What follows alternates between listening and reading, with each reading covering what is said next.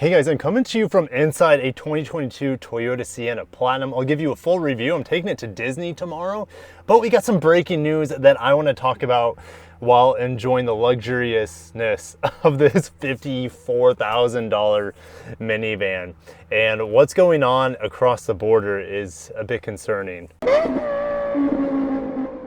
We're at our go-to here, Automotive News, sharing with us Honda and Toyota plus the Detroit 3 have production cuts stemming from the bridge blockade. I'm not going to get into the politics of it. I'm just going to share with you guys what kind of effects does this have on the vehicles that we potentially would be purchasing, or at least the people on both sides of the border would be purchasing. Honda is the latest to said it would suspend output from one production line on Friday in its plant in Alliston, Ontario, joining Toyota and the Detroit 3. And this is of course going on because of the blockade at the border. And this blockade, where it's at, it is at one of the biggest spots for trade for US and Canada. So about 25% of the total United States-Canada trade goes through this bridge that's being blockaded. Honda has described the situation as fluid and they have no plans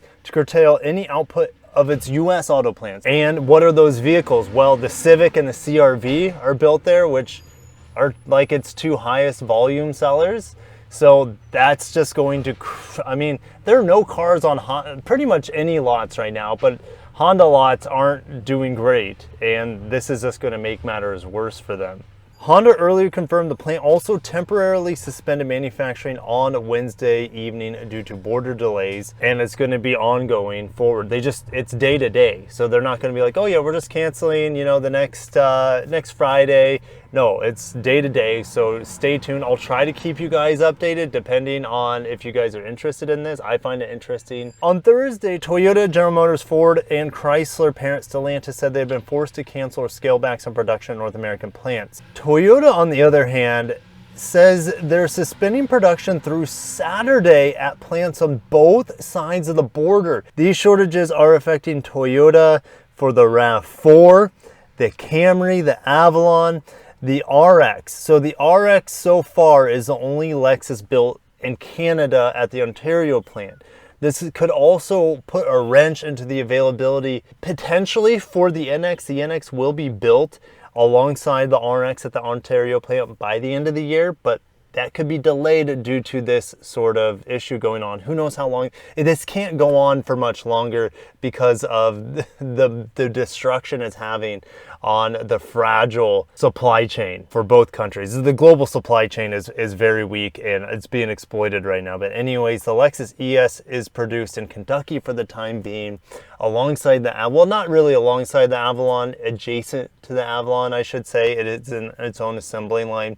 But they share a lot of parts, the ES and Avalon, right? I typically just cover Japanese and Korean cars, but since we've mentioned the big three, Ford is running its plants in Windsor and Oakville just at reduced capacity, is hoping for a quick resolution because it could have widespread impact on all automakers in US and Canada. You have to realize that they just share so many parts that need to get shipped over the border, and production on both sides of the border is massive. They're essentially just putting a dam where the water can't flow at this point. Stellantis said some US and Canadian plants cut short shifts on Thursday after many shortened shifts on Wednesday night due to parts shortages. GM's had to halt production Thursday at the Michigan plant where it builds crossovers. It has also canceled a shift on Wednesday and 2 shifts Thursday at its Lansing Delta Township. All these in red are Canada plants, and then what we have in blue here is the only American plant here on this map anyways. And here are the crossings. The Ambassador Bridge is blockaded,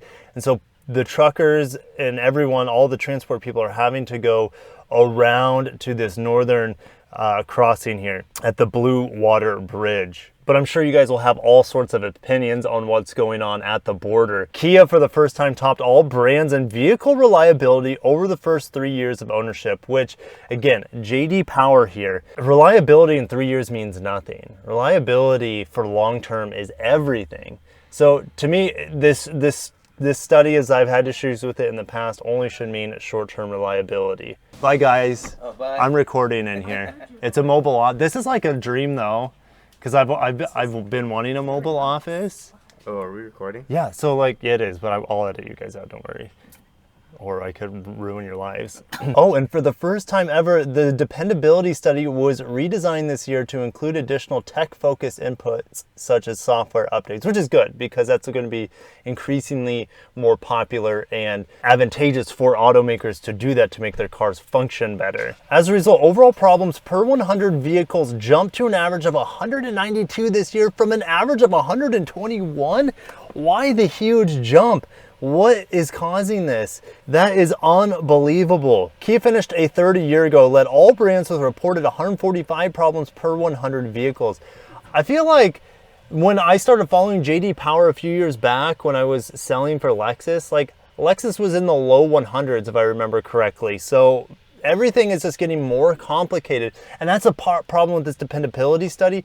It's not testing powertrain reliability or build quality in exclusively. It's testing a lot with functionality with the infotainment and things like that. So if people just don't understand know how to use the infotainment, or they're not taught properly by their dealership, that goes as a problem per 100 vehicles. So it's a tough study to figure out. And I wouldn't call it dependability. I would call it best quality of life or best communication with the vehicle in the first 3 years of ownership. It is not long-term reliability at all. So let's go down to the rankings here. Kia at the top, Buick, Hyundai, Genesis. The Koreans taking the 3 out of 4 top 4 spots. That is incredible. Toyota, Lexus right there at the top too. Doesn't really come as a surprise, but I feel like their ratings have dropped problems per 100 a ton in the past few years. But other brands I cover, Mazda up here kind of in the middle, well, I guess above the middle of the pack, because middle of the pack is 192 for the average, right? So Mazda is pretty high, even though I have issues with the rotary system. The rest of the vehicle is super well built and not a lot of issues. Make sure to watch my CX-9 review I just made. Mitsubishi 183, which Mitsubishi and Nissan should be fairly close because they share a lot of technologies there. And here's Nissan a few points down below Mitsubishi, about 10, 20 points back, 22 points back. Subaru behind them, at Infiniti behind that. Honda pretty low on the list here. Again, take it with a grain of salt. It really doesn't mean anything. Like I said, this is more of what's your relationship like with the car? What are your frustrations with the car in the first 3 years of ownership? And how smooth is the breaking in process? Land Rover, which never scores the best at anything, is down here at the bottom. And Tesla's not on the list because it is not rank eligible. It does not meet the study award criteria. And reading more about Tesla here, they were in the survey last year. They're not in this vehicle's dependability study because it does not allow JD Power to survey owners in 15 key states, including California. Like Tesla's sales in California are around half of their total sales to the United States. So if you can't survey half the population, then what's the point? They're expecting to be where they were last year, which scored an average 176 problems per 100.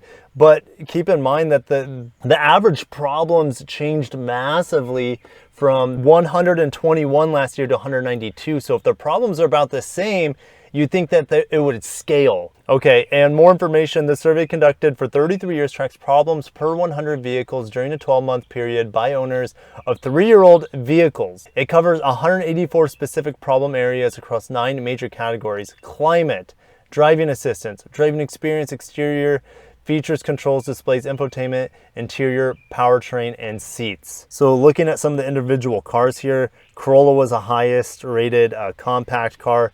MX-5 was the highest rated sporty car. Hyundai Sonata, the highest rated midsize car. Lexus NX, best compact SUV. New NX is out, but this isn't testing the new NX because it's only for 3-year-old vehicles. Premium midsize SUV Lexus RX, which production is being hit right now with that. Hyundai Santa Fe for non-premium midsize SUV. Lexus UX small premium SUV. Lexus UX does have some quirky controls compared to the rest of the Lexus lineup with its radio dials on the armrest. So that's kind of interesting. It must rank really high in other categories. Tundra up there, Nissan Frontier up there. So I'm going to end the video there. Between the Canadian border issues affecting the supply chain and availability and production of vehicles, it's just even a worse time than ever to purchase new vehicles. So do everything you can to keep your current vehicle running, because the shortages are just going to make things more and more expensive, at least for the foreseeable future. We're 2 years out minimum until prices get maybe back to where they used to be. It's a bizarre world we're living in. A lot of change very quickly in a short amount of time.